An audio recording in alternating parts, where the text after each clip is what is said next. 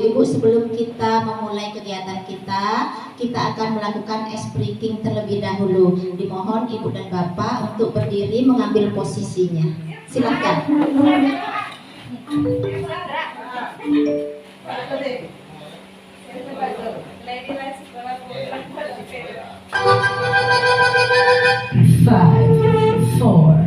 Five, four, 3, 2.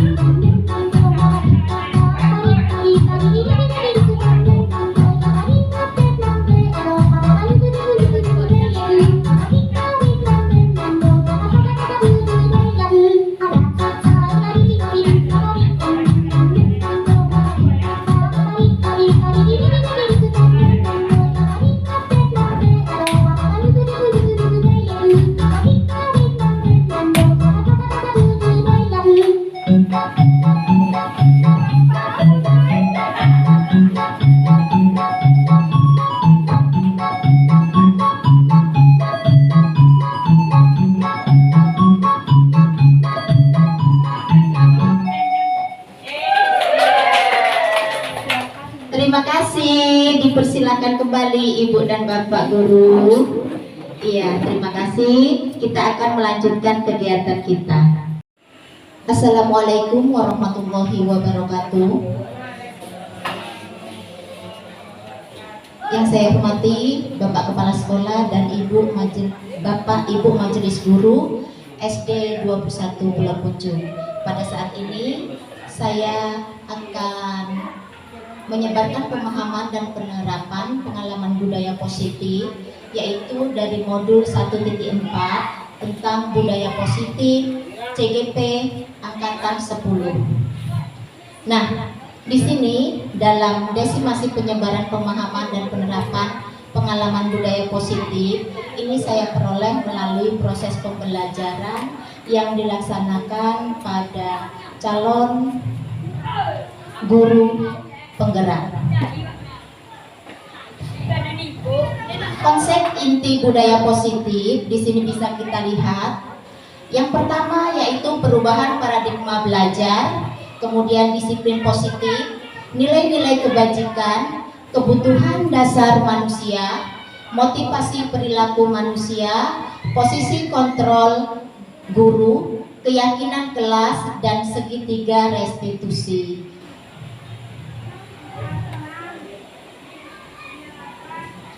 Pembelajaran dengan paradigma yaitu pembelajaran dengan paradigma baru merupakan pembelajaran yang dirancang berdasarkan prinsip pembelajaran berdiferensiasi sehingga para peserta didik belajar sesuai kebutuhan berdasarkan tahap perkembangan sesuai teori psikologi modern untuk mewujudkan profil pelajar Pancasila. kita ketahui profil pelajar Pancasila ini mencakup beberapa hal yang harus kita terapkan nantinya dalam proses pembelajaran kita. Yang pertama, profil pelajar Pancasila yaitu beriman, bertakwa kepada Tuhan Yang Maha Esa dan berakhlak mulia. Kemudian kita juga menginginkan ya murid kita yaitu berkebinekaan global. Yang ketiga yaitu murid kita harus mempunyai jiwa bergotong royong, kemudian kreatif, bernalar kritis, dan mandiri.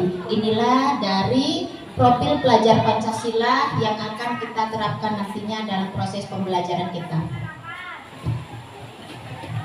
Miskonsepsi tentang teori kontrol. Nah, di sini perlu kita ketahui, kita sebagai seorang guru yang telah kita lakukan yaitu ilusi guru mengontrol murid.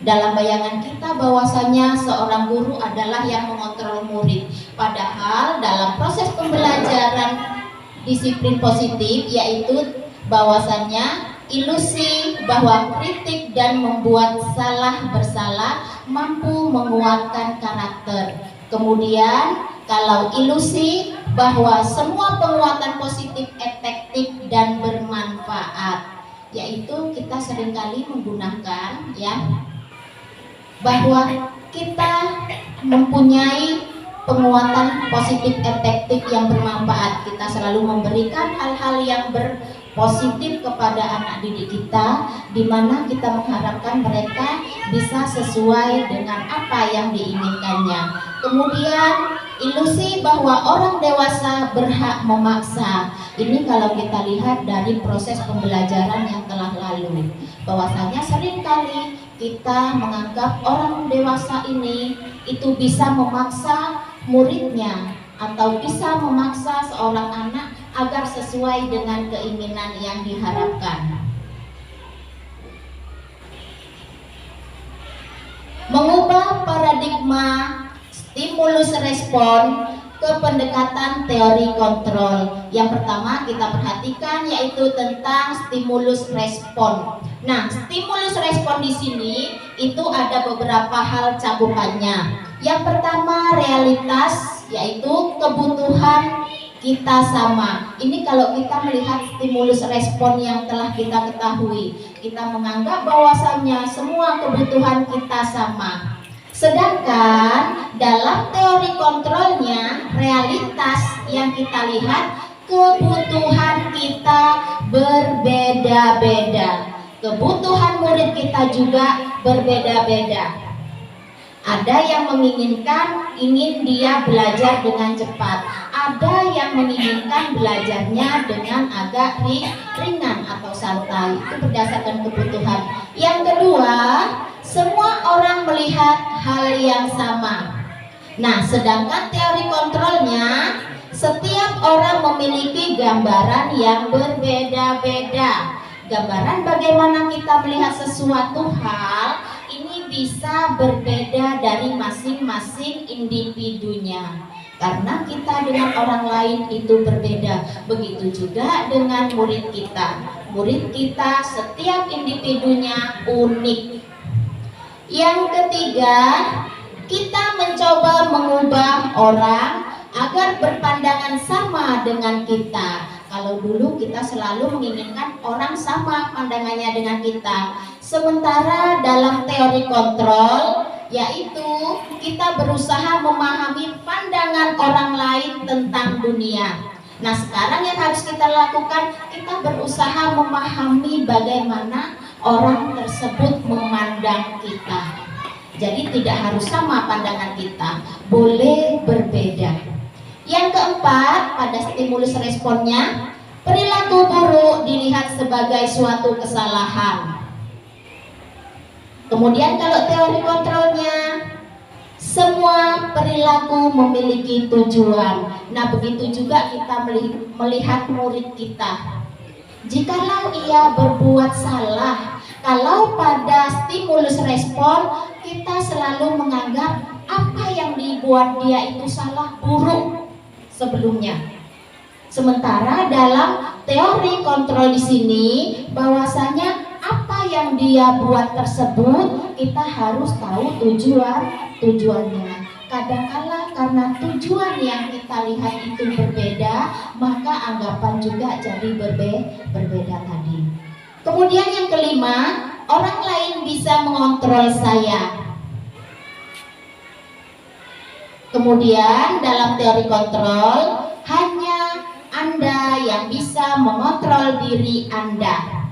Ya, kalau dulu orang menganggap orang lain bisa mengontrol kita, sementara dalam pendidikan di kita sekarang ini bahwasanya yang bisa mengontrol diri kita sendiri adalah diri kita. Kemudian stimulus respon yang keenam, yang ketujuh, pemaksaan ada pada saat bujukan gagal. Nah, sedangkan teori kontrolnya kolaborasi, kita tidak bisa kolaborasi dan konsensus menciptakan pilihan-pilihan baru. Nah, kalau dulu kita seperti melakukan sesuatu itu karena adanya bujukan, ya. Sementara kalau kita sekarang melakukan sesuatu itu melakukan kolaborasi atau berdiskusi. Dalam berkolaborasi tentu kita juga akan memahami kepentingan-kepentingan dari anggota kita. Yang kedelapan, model berpikir menang, dan teori kontrolnya model berpikir menang-menang. Disiplin positif. Disiplin berasal dari kata disiplin, yang artinya belajar. Disiplin mengacu pada disiplin diri yang memiliki tanggung jawab terhadap apa yang dilakukan berdasarkan nilai-nilai yang diyakini. Disiplin positif merupakan salah satu cara penerapan disiplin yang bertujuan untuk menumbuhkan kesadaran serta memberdayakan peserta didik tanpa imbalan penghargaan atau reward, ancaman, atau hukuman. Nah, sebagai pendidik, tujuan kita adalah menciptakan peserta didik yang memiliki disiplin diri sehingga mereka berperilaku mengacu kepada nilai-nilai kebajikan universal dan memiliki motivasi intrinsik dalam perubahan perilaku ke arah yang lebih baik. Nah, di sini kita sebagai pendidik, ya, kita menciptakan anak didik kita di sini itu bukan kita yang harus mendorong dia seperti apa, tetapi kita harus melihatnya yaitu pada motivasi dalam diri anak itu sendiri. Kita yang mengunggahnya, membuat dia mempunyai kesadaran untuk belajar, karena masing-masing anak di sini itu membawa kodratnya masing-masing. Kemudian dari kodrat yang dimiliki anak tersebut itu bisa merubah perilaku ke arah yang lebih baik. Sesuai dengan tujuan pembelajaran Ki Hajar Dewantara, seorang guru di sini menuntun muridnya. Kalau kita menuntun kan tidak memaksa, tetapi mengajak dengan apa yang dia sudah miliki. Nilai-nilai kebajikan, nilai yang disepakati bersama, lepas dari suku bangsa, agama, bahasa, maupun latar belakangnya. Kita lihat di sini contoh nilai kebajikan institusi atau organisasi. Di sini ada 3 macam. Ada contoh profil pelajar Pancasila, ada primary year program, ada keterampilan hidup atau yang disebut dengan life skill. Nah, dari ketiga ini yang sekarang kita canangkan yaitu profil pelajar Pancasila. Kalau life skill itu kita menggali anak dari kemampuannya. Ya, sedangkan kalau dari profil pelajar Pancasila yang pertama yaitu beriman dan bertakwa. Seorang murid di sini dituntut mereka beriman dan bertakwa pada Tuhan Yang Maha Esa. Kemudian berakhlak mulia, berkebinekaan global, gotong royong, mandiri, kreatif dan bernalar kritis. Kemudian kalau primary year program, toleransi, rasa hormat, integrasi, mandiri, menghargai, empati, keingintahuan, kreativitas, kerjasama dan percaya diri. Kemudian keterampilan life skill, dapat dipercaya, lurus hati, pendengar yang aktif, tidak merendahkan orang lain dan memberikan yang terbaik. Ya, nah ini 3 nilai kebajikan yang bisa kita jadikan acuan. Kebutuhan dasar manusia. Nah, seperti kita ketahui juga bahwasannya murid kita, peserta didik kita di sini itu mempunyai kebutuhan dasar sama dengan kita orang dewasa. Kebutuhan dasar manusia adalah segala sesuatu yang kita lakukan untuk mendapatkan apa yang kita inginkan. Seluruh tindakan yang kita lakukan memiliki tujuan tertentu dan semua usaha terbaik yang kita lakukan adalah dalam rangka kebutuhan dasar kita terpenuhi dengan baik. Nah, ini 5 pokok kebutuhan dasar manusia, baik kita sebagai orang dewasa ataupun sebagai anak murid.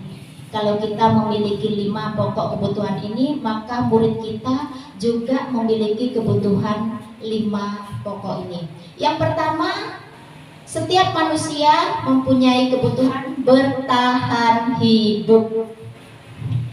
Di sini bertahan hidup kebutuhannya seperti makan, pakaian, tempat tinggal, keamanan dan kesehatan. Kemudian yang kedua, kasih sayang dan rasa diterima. Rasa diterima itu yaitu kita diperlakukan, dipedulikan, ya, bisa juga berbagi.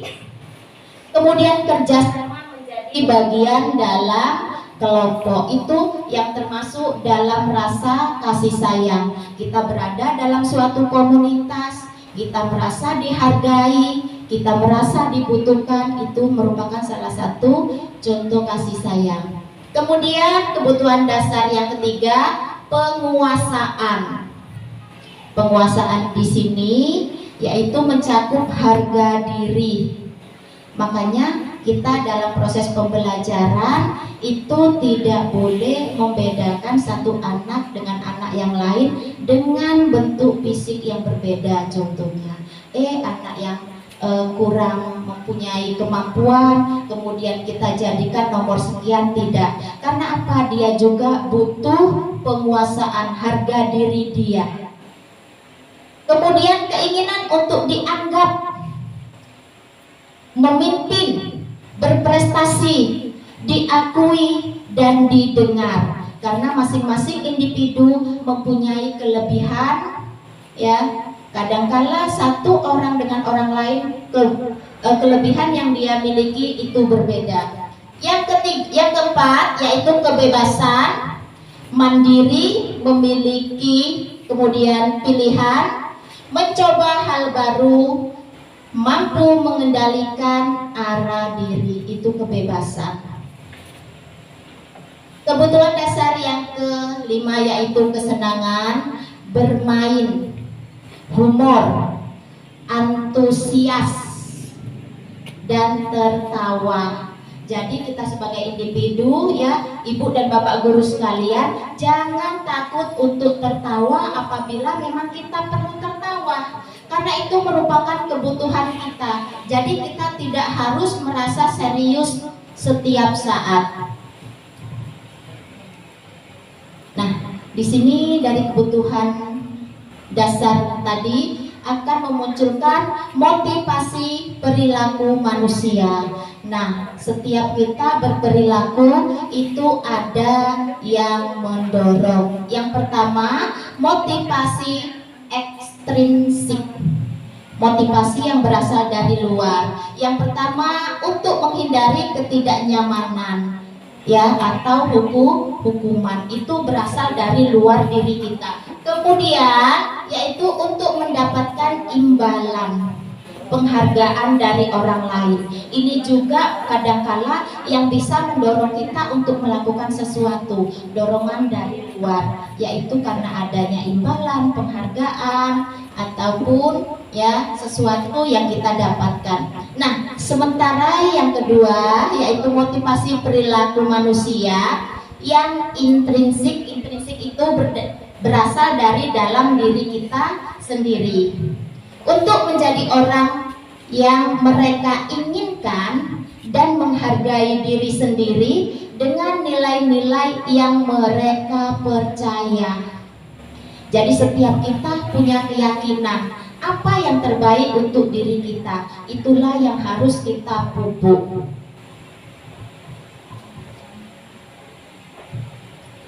Nah, di sini ada 3 hal, ada berupa hukuman, konsekuensi, dan restitusi. Ya. Yang pertama, hukuman ini bersifat tidak terencana, tiba-tiba. Kemudian murid tidak tahu apa yang akan terjadi atau tidak dilibatkan dalam pembuatan suatu aturan yang biasanya menjadikan hal tersebut ini menimbulkan hukuman. Itu kan kita biasanya membuat peraturan tadi tidak mengajak murid kita, tetapi murid kita dengan aturan yang ada harus patuh dan mengikuti. Kemudian bersifat satu arah, yaitu dari pemilik kepentingan kepada siapa yang mengikuti kepentingan. Yang kedua berupa hukuman fisik ataupun berupa hukuman psikis. Makanya dalam proses pembelajaran di sini ya, bentuk hukuman di sini itu sangat-sangat tidak dianjurkan. Kemudian konsekuensinya, kalau konsekuensi yang pertama terencana, disepakati sesuai peraturan, murid tetap dibuat tidak nyaman. Walaupun dalam proses pembelajaran di sini ada aturan yang mengharuskan adanya konsekuensi, tetapi tetap saja kadangkala itu masih menimbulkan ketidaknyamanan pada murid kita. Kemudian yang ketiga, sikap yang selalu memonitor murid. Nah, kalau kita menggunakan restitusi, yaitu proses penciptaan kondisi bagi murid untuk memperbaiki kesalahan. Jadi dalam hal ini kita melakukan prosesnya dulu. Kemudian adanya proses kolaborasi yang mengajarkan murid untuk mencari solusi sendiri. 5 posisi kontrol guru. Nah, di sini kita sebagai guru kita harus menguasai 5 posisi kontrol guru. Yang pertama, seorang guru harus di sini bisa ya kapan menjadi penghukum, kemudian kapan menjadi pembuat rasa bersalah, kapan menjadi teman, kapan menjadi pemantau, ataupun kapan menjadi manajer. Tetapi dari 5 posisi kontrol guru di sini, itu yang paling dominan dan yang harus kita bisa laksanakan adalah yang sebagai manajer. Kalau sebagai penghukum, rasanya nanti murid kita akan selalu merasa takut. Ya, tapi kalau kita manajer, kita berusaha untuk mencari solusinya. Contoh penerapan 5 posisi kontrol guru. Nah, yang kelima tadi ada yang sebagai penghukum, pembuat rasa bersalah, kemudian teman, pemantau, dan manajer. Nah, dari 5 posisi kontrol guru di sini ya. Yang pertama, penghukum. Contohnya, hormat pada bendera selama 1 jam. Nah, sering kali terjadi atau kita melihat ya, jika ada suatu kesalahan yang dilakukan oleh murid kita, kita akan langsung memberikan hukuman. Misalnya saja di sini yaitu hormat pada bendera 1 jam. Sedangkan kadangkala kesalahan dari murid tadi ini tidak ada hubungannya dengan bendera yang ada di luar kelas. Misal anak tidak membuat PR disuruh hormat, anak tidak membuat PR disuruh cuci WC. Kan itu bentuk dari posisi kontrol guru yang antara kesalahan murid dengan hukuman yang diberikan tidak sejalan.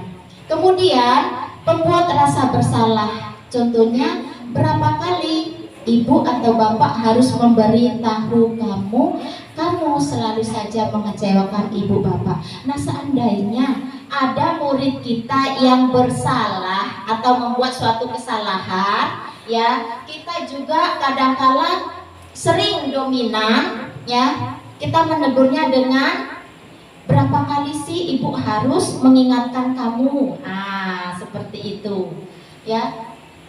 Kamu selalu saja mengecewakan ibu atau bapak karena kamu gak buat PR. Kemudian yang ketiga yaitu kalau posisi guru di sini sebagai teman. Contohnya, ayo dong ikuti aturan sekolah, bantu ibu, bapak sekali ini. Kadang-kadang kan kita pernah melakukannya seperti itu, ya. Nah, yang keempat, pemantau. Contohnya, kamu sudah melanggar aturan sekolah, kamu tahu konsekuensinya, jangan diulang lagi. Kadang-kadang kita juga seperti itu, sering menegur anak yang berbuat salah, ya. Setelah kita kasih wawasan, kemudian kita memintanya untuk tidak diulang lagi. Tetapi apakah anak itu tidak mengulangnya, itu juga nantinya belum bisa kita ketahui. Dan yang kelima yaitu sebagai manajer, contohnya, apakah kamu tahu kesalahanmu? Kira-kira bagaimana kamu memperbaiki kesalahanmu? Nah, ini apabila seorang anak berbuat kesalahan, itu kita berusaha di sini untuk, ya, meminta anak itu mengetahui kesalahan apa yang dia lakukan. Kemudian selain, ya, kesalahannya dia tahu, nanti juga dia harus tahu bagaimana solusi yang harus dia lakukan dengan adanya kesepakatan kelas tadi. Karena masing-masing kita di dalam kelas kita punya kesepakatan kelas. Nah, ini yang dinamakan dengan keyakinan kelas. Nah, di sini ada kata-kata mengapa keyakinan kelas, mengapa bukan peraturan kelas, ya. Kita biasa menyebutnya itu peraturan kelas. Peraturan kelas itu biasanya, ya, cara pembuatannya lebih banyak guru yang mendominasinya, yaitu guru yang mengungkapkan apa-apa saja yang menjadi peraturan kelas kita. Nah, itu kalau peraturan kelas. Sementara kalau pada keyakinan kelas, guru hanya menerangkan bahwasannya kelas kita membutuhkan keyakinan kelas, ya. Tolong muridnya sendiri yang memberi usulan apa-apa saja yang harus kita jadikan keyakinan kelas tadi. Pembentukan keyakinan kelas. Nah, Bapak Ibu semuanya, pembentukan keyakinan kelas ini sangat perlu sekali, baik itu kelas tinggi ataupun kelas rendah, karena keyakinan kelas ini sangat berpengaruh positif, ya. Nah, pada beberapa hari yang lalu, ya, itu waktu setelah saya mempelajari tentang keyakinan kelas, itu saya terapkan di kelas 4B. saya buat keyakinan kelas, maka kelas itu yang tadinya anaknya suka keluar masuk, dia menjadi berkurang. Karena apa? Mereka menyepakati keyakinan kelas tersebut. Ya, keyakinan kelas itu berisikan tentang apa yang boleh dilakukan waktu belajar dan apa yang tidak boleh dilakukan waktu belajar. Nah, di sini pembentukan keyakinan kelas yang pertama bersifat abstrak, yang kedua berupa pernyataan universal. Ya, pernyataan-pernyataannya yang umum terjadi di kelas tersebut sesuai kebutuhannya. Yang ketiga, dibuat dalam pernyataan positif. Tidak boleh dengan pernyataan negatif. Yang keempat, sedikit saja agar mudah diingat, ya. Kalau terlalu panjang keyakinan kelasnya, nanti anak akan lupa. Nah, di sini ada kesepakatan kelas yang sudah saya buat. Ini contohnya, ya, yaitu jujur dalam berkata. Jujur. Jadi apapun yang dilakukan anak tersebut harus jujur. Misal dia tidak mengerjakan PR karena ada keyakinan kelasnya jujur, maka anak itu akan mengatakan apa adanya. Dan kita sebagai guru juga bisa memaklumi dengan apa dan menghargai dengan kejujuran yang dia berikan. Kemudian yang kelima, sesuai dengan kondisi kelas dan sekolah agar mudah diterapkan. Nah, pembentukan keyakinan kelas ini, kesepakatan kelasnya nggak perlu banyak-banyak, disesuaikan antara kelas 1 dengan kelas 6 bisa berbeda karena masing-masing kelas mempunyai perbedaan. Yang keenam, semua warga sekolah atau warga kelas dilibatkan saat membuat keyakinan kelas. Jadi keyakinan kelas yang sudah saya buat, ini contohnya, yaitu sudah disepakati oleh kelas tersebut. Mungkin pada saat kita melakukan pelaksanaan pembentukan keyakinan kelas, pendapat mereka banyak. Nah, itu kita kumpulkan, makanya ada beberapa warna. Ya, ada beberapa warna dikumpulkan. Nanti bisa kita satukan mana kata-kata yang sama, kita kumpulkan dan kita ambil satu menjadi satu keyakinan kelas.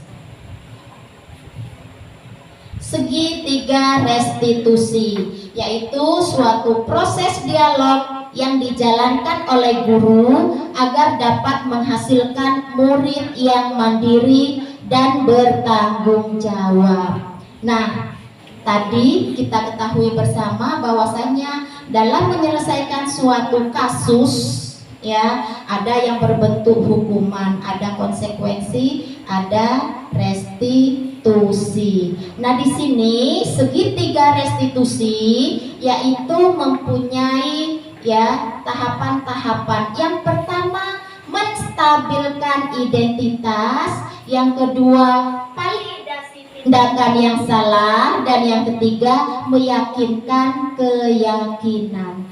Ini 3 tahapan restitusi, segitiga restitusi. Nah, tahap yang pertama, menstabilkan identitas. Berdasarkan prinsip membuat kesalahan adalah bagian dari proses pembelajaran. Jadi kalau anak kita berbuat salah, jangan langsung divonis. Karena sesuai dengan kodratnya, anak murid kita semuanya unik, mempunyai keunikannya masing-masing. Nah, di sini bisa kita lihat, yaitu berbuat salah itu wajar. Anak kita salah wajar. Ya. Yang kedua, tidak ada manusia yang sempurna, baik murid ataupun kita sendiri. Ibu, bapak juga pernah melakukan kesalahan itu. Maksudnya apabila kita dalam kondisi menstabilkan identitas, ya kita bertanya dengan murid tadi agar murid kita tidak canggung, kita bisa mengatakan ibu bapak juga pernah melakukan kesalahan. Karena ibu bapak juga manusia sama dengan kamu. Sehingga murid kita nantinya bisa mengemukakan pendapatnya itu dengan lebih terang. Kemudian bisa juga kita menyebutkan ibu bapak tidak mau mencari siapa yang salah, tapi ibu atau bapak mencari solusi dari permasalahan ini. Iya, tujuan kita kan menstabilkan anak kita agar mau dalam hal ini ya mengemukakan tentang apa yang dia lakukan. Yang kedua tahapannya yaitu validasi tindakan yang salah. Berdasarkan prinsip setiap perilaku berupaya memenuhi suatu kebutuhan tertentu. Yaitu kita akan kata-kata, kamu pasti punya alasan mengapa melakukan hal ini. Nah, untuk memancing agar anak itu bisa mengemukakan apa yang membuat dia melakukan kesalahan itu, kita bisa mengemukakannya, kamu pasti punya alasan. Apa sih alasan yang menyebabkan anak ibu atau kamu melakukan perbuatan tersebut? Kemudian padahal kamu bisa melakukan yang lebih buruk dari ini, tetapi tidak kamu lakukan. Yang ketiga, kamu melakukannya karena mempertahankan sesuatu yang penting bagimu. Benar, anak kita melakukan kesalahan biasanya karena ada sesuatu yang membuat dia harus melakukannya, yang membuat dia harus melawan. Nah, tahap yang ketiga menanyakan keyakinan berdasarkan prinsip teori kontrol bahwa pada dasarnya kita termotivasi secara intrinsik. Apa keyakinan kelas kita? Tadi di depan kita sudah melihat bagaimana cara membuat keyakinan kelas, sudah ada dalam kelas kita masing-masing. Kita tinggal menyesuaikan anak kita yang berbuat kesalahan tadi, ya kita ingatkan apa keyakinan kelas kita, kemudian nilai-nilai apa yang telah disepakati bersama. Nah, berarti isi dari kesepakatan kelas kita tadi. Kemudian kamu ingin menjadi orang yang seperti apa, sehingga kita bisa mendapatkan solusi dari masalah yang dihadapi oleh murid kita tersebut. Nah, ini contoh penerapan segitiga restitusi.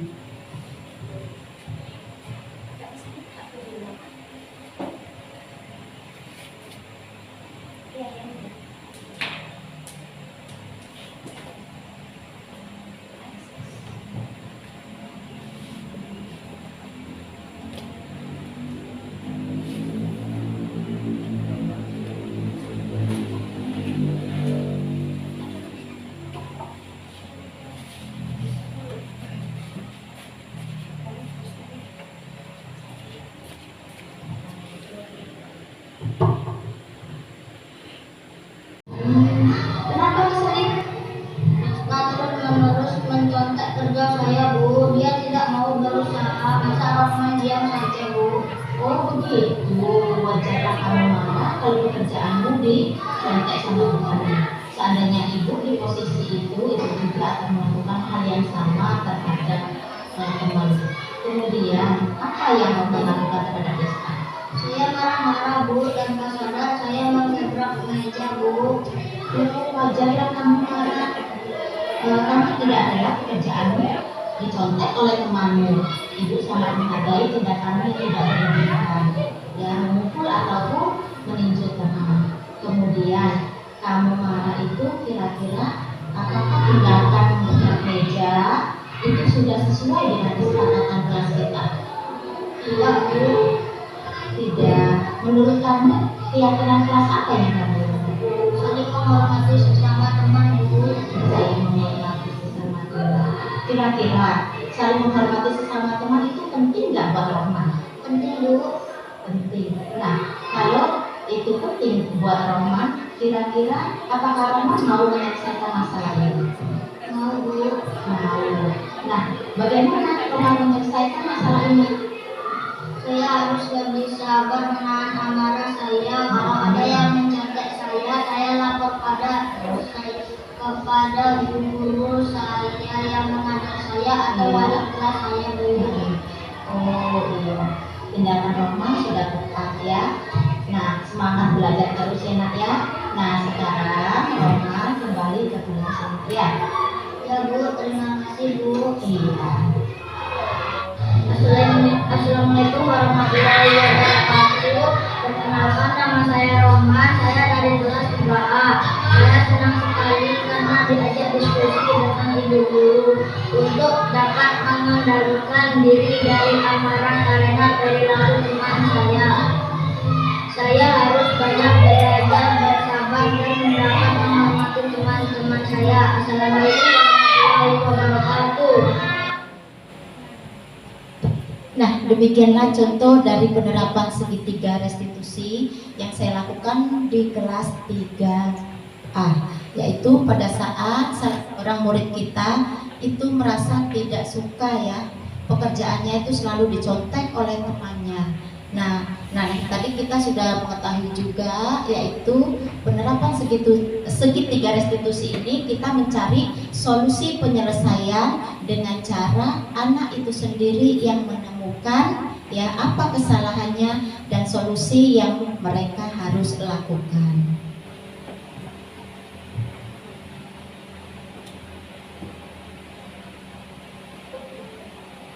Nah, di sini Rohman bagian dari diskusi kita hari ini yaitu tentang penerapan budaya positif. Yang pertama, dalam penerapan program disiplin positif hendaknya memiliki standar kepribadian profesional dan sosial yang baik, di mana guru mampu merefleksikan dirinya dalam posisi kontrol yang saat ini.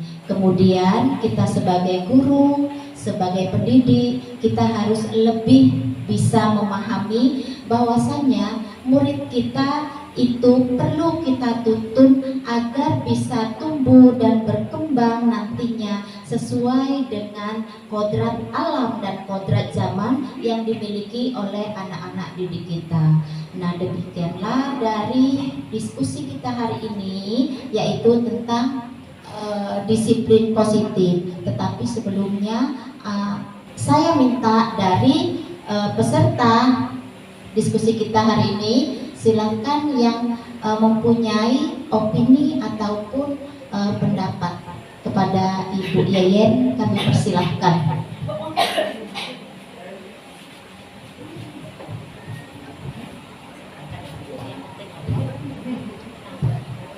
Assalamualaikum warahmatullahi wabarakatuh.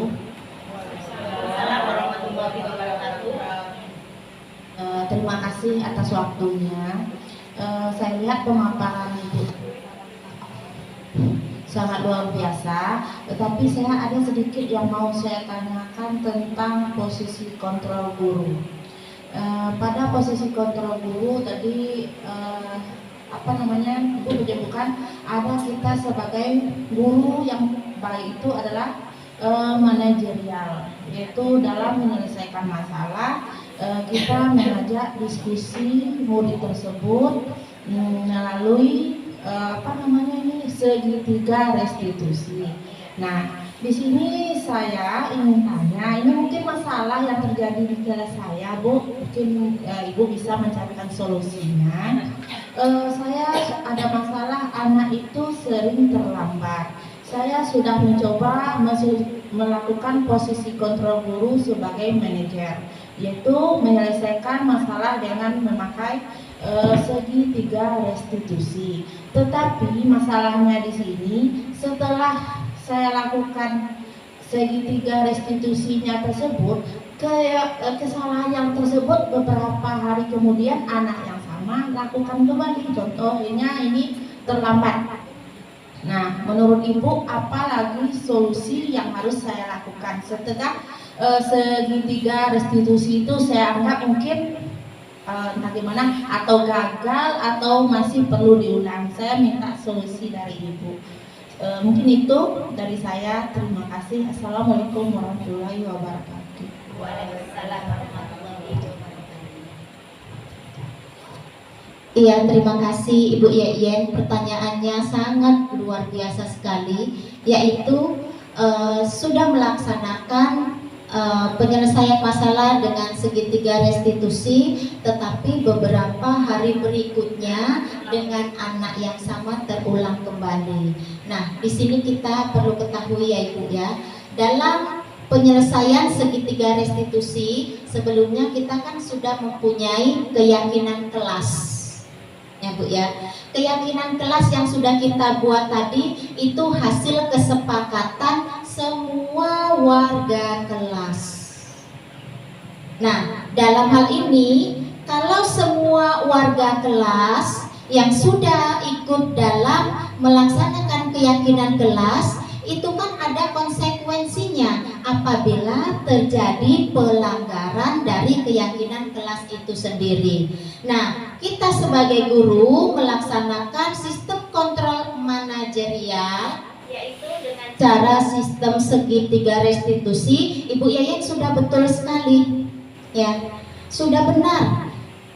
Nah, dengan adanya pengulangan kesalahan tadi, kita bisa kemukakan kembali kepada warga kelas kita Ibu. Kita diskusikan lagi, karena keyakinan kelas tadi ini kan ada konsekuensinya seperti yang saya ketahui ya.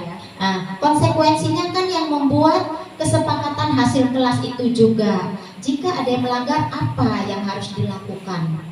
Ya, bisa juga selain dengan melakukan kesepakatan kelas kembali dibahas secara keseluruhan, apabila ada yang melakukan kesalahan berulang, kita perlu juga melakukan kolaborasi dengan wali murid. Karena kita tidak bisa terlepas ya Bapak Ibu semuanya, ya, kita memang guru di sekolah. Tapi apapun yang terjadi di sekolah, kita harus melakukan kolaborasi, diskusi bahasa dulunya, ya, dengan wali murid kita. Apa yang terjadi dengan anak ini? Apakah dia terlambat bangun atau ada sesuatu yang menyebabkan dia terlambat? Saya kira itu yang perlu kita lakukan Bu. Apabila sudah konsekuensi dari keyakinan kelas sudah kita laksanakan, kita bisa melakukan kolaborasi dengan wali murid tadi. Gimana Bu Yeyen?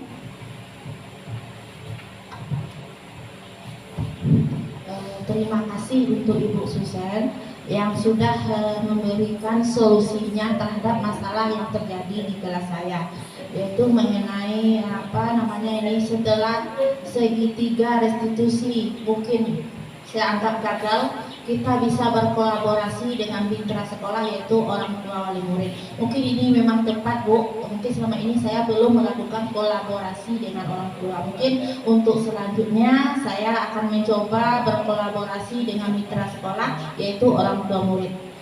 Terima kasih Ibu atas solusinya. Terima kasih. Ya, terima kasih Ibu Yeyen. Apakah di antara anggota kolaborasi kita hari ini ada yang mau beropini kembali?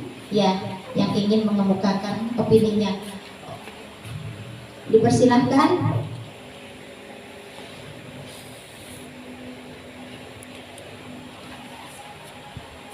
Oke, nampaknya saya perhatikan tadi ini ada Ibu Umi yang ingin mengemukakan opininya. Kepada Ibu Umi kami persilahkan.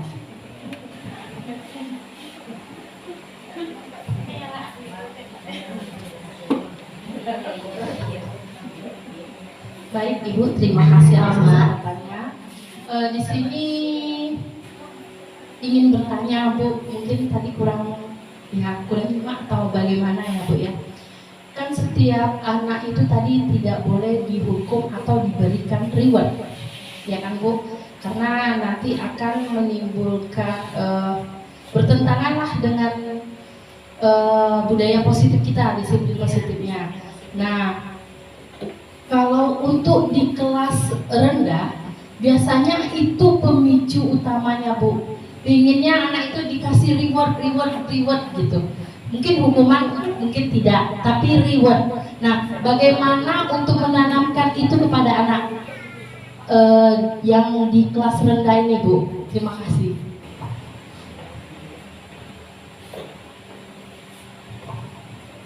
Iya, terima kasih Bu Umi atas pertanyaannya, yaitu tentang kegiatan proses pembelajaran kita, yaitu tentang kalau kita berada di suatu kelas, biasanya kelas rendah itu memang tidak boleh menggunakan hukuman, tetapi reward, ya biasanya itu bisa memicu anak untuk semangat belajar. Nah, begini Bu Umi, pemberian reward sebenarnya kalau dilakukan dengan cara di awal, maksudnya anak ketika mau melakukan sesuatu, ada tugas udah disebutkan dulu, nanti siapa yang dapat nilai tinggi ada rewardnya loh. Nah, itu yang tidak diperbolehkan Ibu ya.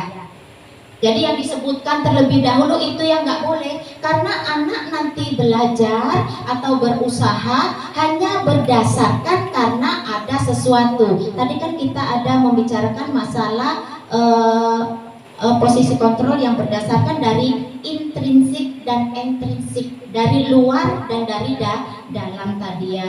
Nah, kalau yang dari luar seperti ini itu sudah dikemukakan terlebih dahulu, nanti anak hanya terfokus mendapatkan nilai tinggi, mendapatkan sesuatu, mencapai hanya karena ada tujuannya.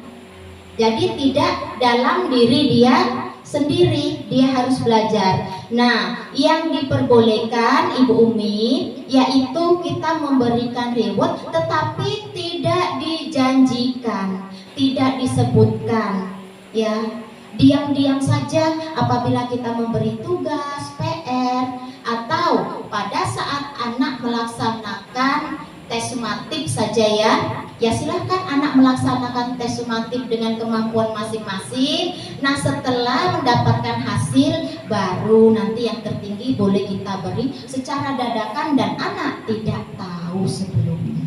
Itu boleh ya Bu Umi ya. Jadi reward sebenarnya boleh asal tidak dijanjikan.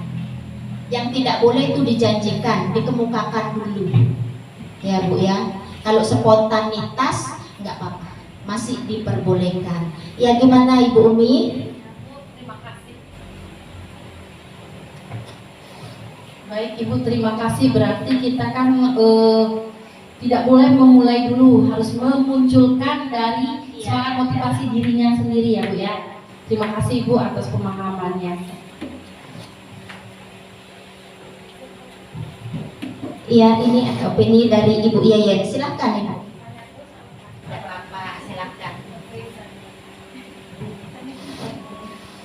Assalamualaikum warahmatullahi wabarakatuh.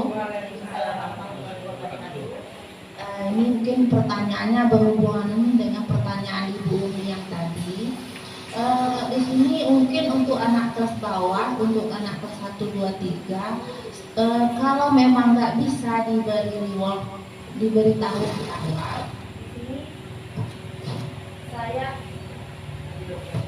saya ingin bertanya, bagaimana cara memancing motivasi dari intrinsik anak itu sendiri secara cepat. Soalnya kita kan kalau kita tunggu anak itu sendiri mungkin 1 tahun, 2 tahun, mungkin tak terpancing-pancing ini Bu. Mungkin anak kelas 5 saya aja sampai sekarang belum terpancing untuk membaca, sehingga masih tergagap-gagap membacanya. Nah, yang ingin saya tanyakan, bagaimana cara cepat memancing unsur intrinsik pada anak peserta didik kita? Mungkin itu pertanyaan saya Bu, mohon jawabannya. Terima kasih. Ya, terima kasih Ibu Yayen. Yaitu bagaimana cara memancing keinginan dari dalam diri anak itu sendiri untuk belajar atau intrinsiknya untuk belajar. Nah, seperti yang kita ketahui Ibu, bahwasannya dalam hal pembelajaran dalam budaya positif di sini, yaitu kita banyak mempunyai metode-metode atau cara-cara. Nah, sebelum belajar biasanya kita harus mempersiapkan anak murid kita itu betul-betul dalam keadaan memang siap belajar. Jadi anak tidak bisa dilakukan langsung ayo belajar, tetapi tidak. Kita lihat situasi anak itu sendiri dulu. Bisa kita mulai proses pembelajaran di pagi hari itu dengan sesuatu menanyakan kesiapan dia belajar. Contohnya 5 menit sebelum kita belajar, ya, setelah berdoa itu boleh kita meminta seperti catatan kecil, ya, seperti catatan kecil kepada anak-anak murid kita tentang apa yang dia rasakan saat itu, sehingga nantinya kalau kita sudah mengetahui perasaan anak itu apakah nyaman, marah, atau dia dalam keadaan tidak baik ataupun baik, itu baru bisa kita memulainya.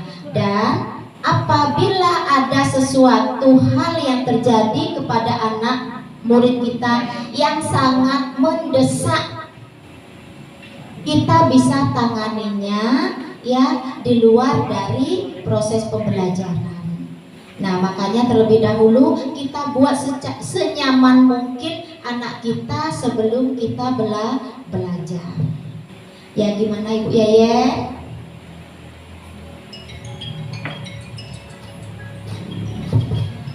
Terima kasih Bu atas jawabannya.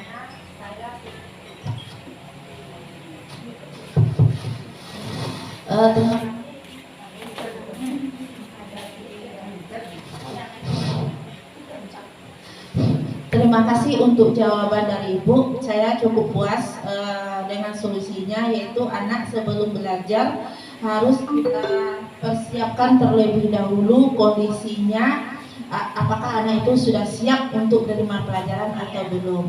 Terima kasih, motivasinya sangat membantu dalam pembelajaran yang terjadi dalam kelas. Terima kasih.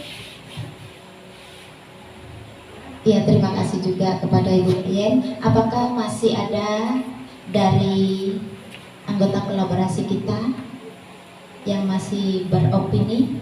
Kalau tidak, saya di sini sebagai pemateri, ya. Sebagai pemateri, saya tutup kegiatan kolaborasi kita, yaitu dengan melakukan ice breaking. Tapi ice breakingnya di sini sederhana saja. Saya minta kepada ibu-ibu untuk berdiri semua. Iya, semuanya berdiri. Kemudian dalam keadaan siap, ibu-ibu. Ya, dalam keadaan siap. Kita nggak pakai musik, nggak pakai segala macam. Cuman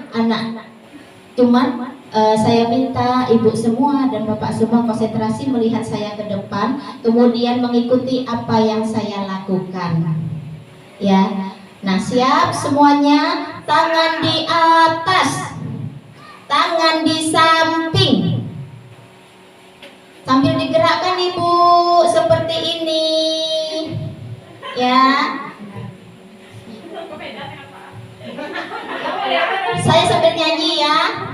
Anak ayam kecil serta bundar, jalannya berputar-putar sambil berkelakar. Anak ayam kecil serta bundar, jalannya berputar-putar sambil berkelakar. Terima kasih, tepuk tangannya yang heboh. Dan saya akhiri, wassalamualaikum warahmatullahi wabarakatuh.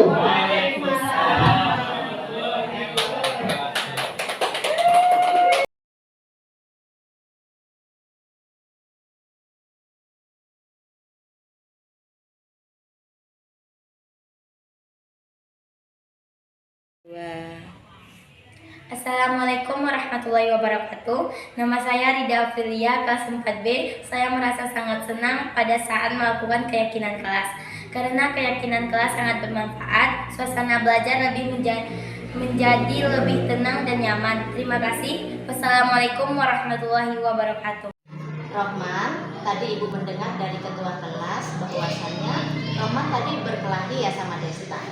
Iya Bu, abis Desta ngeselin. Kenapa ngeselin?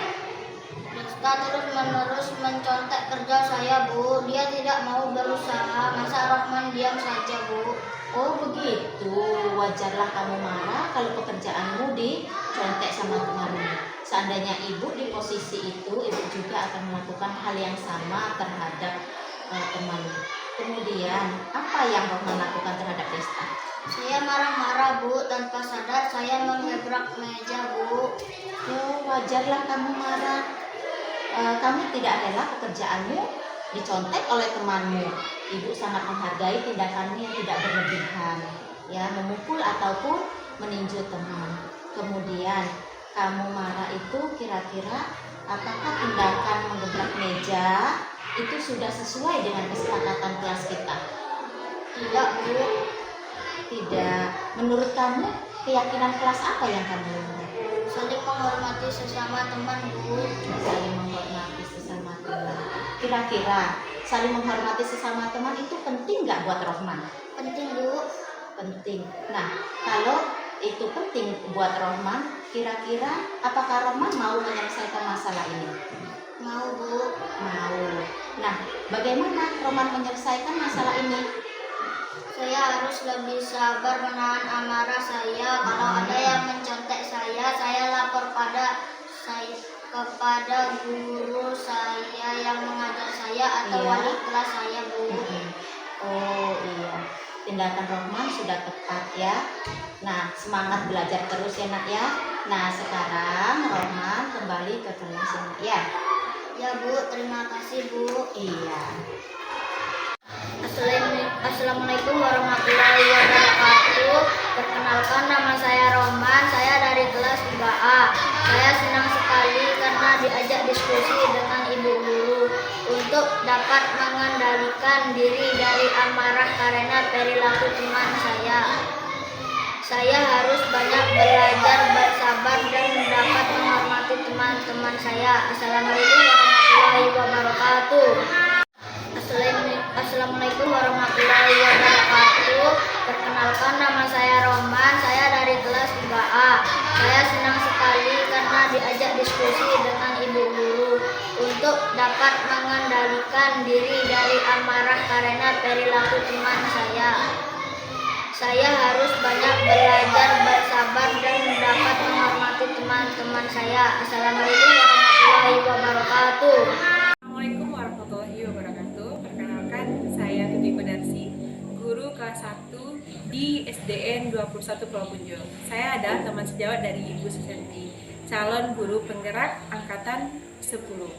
Nah, dari paparan yang dijelaskan oleh Ibu Susanti tadi tentang budaya positif, nah alhamdulillah dari situ terbukanya wawasan, terbukanya terinspirasi atau termotivasi gitu. Mungkin selama ini yang saya lakukan mungkin menurut saya atau mungkin menurut teman lain sudah pas menurut porsinya, tetapi setelah mendengarkan paparan dari Bu Susanti tadi ternyata masih banyak kekurangan yang harus diperbaiki gitu. Dan saya pribadi sangat berterima kasih kepada Bu Susanti atas paparannya tadi yang sangat menginspirasi dan sangat mudah dipahami. Semoga dengan bimbingan beliau kita semua bisa memperbaiki kekurangan-kekurangan selama ini. Terima kasih. Assalamualaikum warahmatullahi wabarakatuh. Assalamualaikum warahmatullahi wabarakatuh. Nama saya Susanti, CGP Angkatan 10. Perasaan saya setelah melakukan aksi nyata, saya merasa sangat bersemangat sekali melakukan perubahan-perubahan ke arah yang lebih baik, terutama menerapkan konsep-konsep inti dari budaya positif di SDN 21 Pulau Punjung.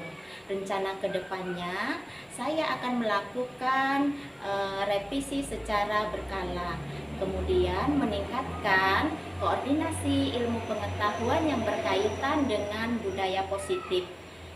Selanjutnya, melakukan analisis kebermanfaat hasil diseminasi terhadap murid dan lingkungan belajar. Wassalamualaikum warahmatullahi wabarakatuh.